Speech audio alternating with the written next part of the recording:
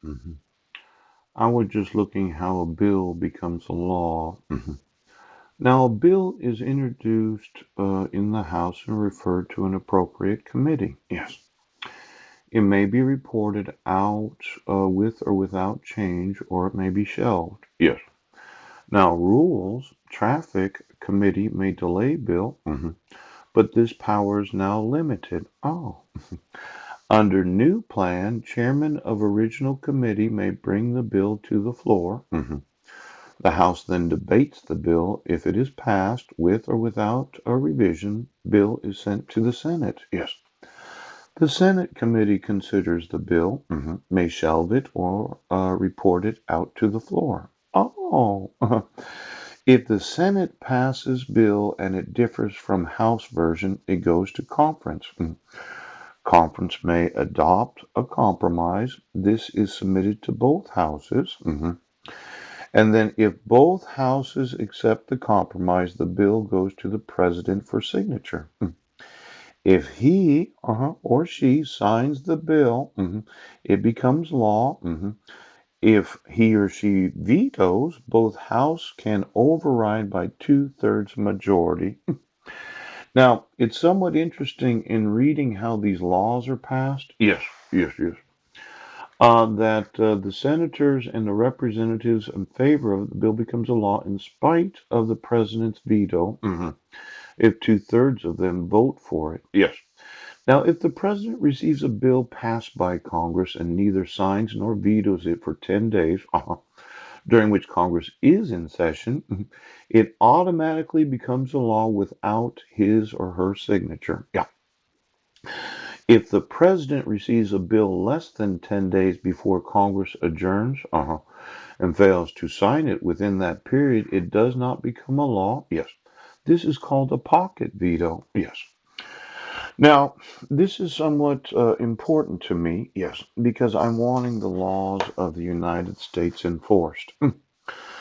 Now, let's say you want it to look good, but you didn't really want the bill to become a law, so that you intentionally make it so the president receives the bill less than 10 days before Congress adjourns. Yes. Now, I would think this Congress of the United States, they would know when they're going to adjourn. And to intentionally wait within that 10-day period to give a bill that you say you want to have as a law to the president so that they don't feel any obligation to sign it, yes, could be deceitfully used to make it look like you're doing something when you're not. Now, could you get me the actual laws of the United States that were a bill? Yes, before they were signed, vetoed, or approved as a law because of the two-thirds majority of Congress. Now, this idea of me being the president, poop. Let's say you intentionally decided to go through this process, right? But when you both accepted the compromise, you gave the bill to me as the president, yes, within 10 days before the adjournment of Congress. Oh, I would get very upset at you. Yes, you would. Because it would look to me like you would want me to pocket veto it. Yes. Now, let's say the Congress of the United States, those that are senators and representatives, yes, we're spending all this time talking about a bill becoming a law. Yes. And then you intentionally gave it to me within the 10 days before adjournment. Yes. So that I, as a president, would not feel any compulsion to have to actually think about it.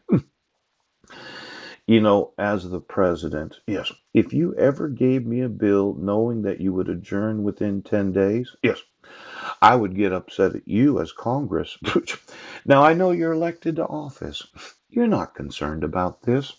Your thought is you're a senator or a representative. Yes. And you handed me a bill right now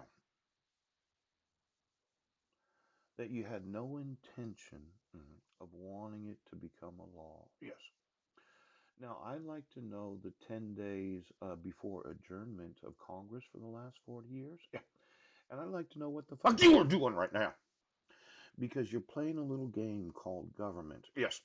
And as the You would never hand me an actual bill within 10 days of you adjourning. Now, I'm going to want to know what you've been doing the 10 days before adjournment because I.